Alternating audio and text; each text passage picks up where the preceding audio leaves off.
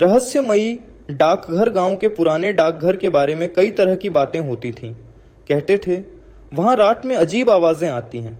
कोई कहता वह भूतिया है तो कोई मानता वहां कोई खजाना छिपा है। अनया जो गर्मियों की छुट्टियों में ननिहाल आई थी, ऐसी कहानियों से बेहद रोमांचित हो गई। एक दिन दोपहर में जब सब सो रहे थे, उसने तय किया कि वह डाकघर का राज जानने जाएगी। अपनी छोटी टॉर्च और नोटबुक लेकर वह वहां पहुंची। डाकघर पर बड़ा ताला लगा था, लेकिन खिड़की का एक पल्ला टूटा हुआ था। साहस जुटाकर वह अंदर घुस गई। अंदर गहरी धूल की परतें थीं और फर्श पर चिट्ठियां बिखरी पड़ी थीं। तभी उसकी नजर अलमारी पर गई। वहां एक पुरानी चिट्ठी पर लिखा था, खोलना मना है। उत्सुकता से भरी अनया ने चिट्ठी खोली। उसमें एक पुराना नक्शा निकला, जिस पर गांव के जंगल की एक जगह पर लाल निशान था। पीछे लिखा था, यह खजाने तक का रास्ता है, लेकिन सावधान रहो, खतरा तुम्हारे साथ होगा।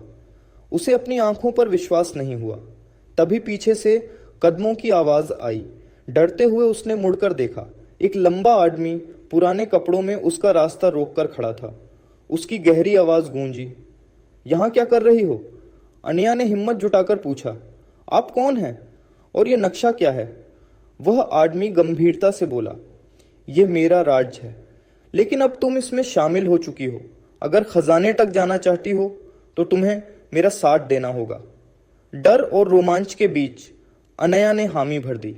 अगले दिन वह रहस्यमयी आदमी नक्शे के अनुसार जंगल में पहुंचे। रास्ता मुश्किल और डरावना था। उन्होंने कई पुराने निशान देखे, पेड़ों पर कटे हुए चिन्ह और जमीन पर अजीब आकृतियां। जैसे ही वे निशान के पास पहुंचे, जमीन खोदने पर एक पुराना लोहे का संदूक निकला।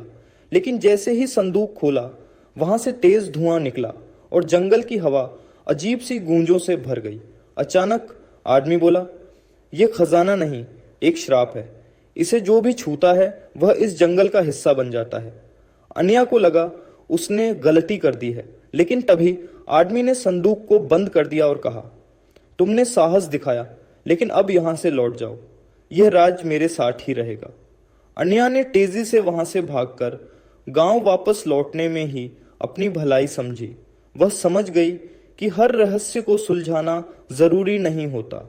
डाकघर अब भी रहस्यमय था, लेकिन अनया ने तय किया कि वह इसे फिर कभी नहीं खोलेगी।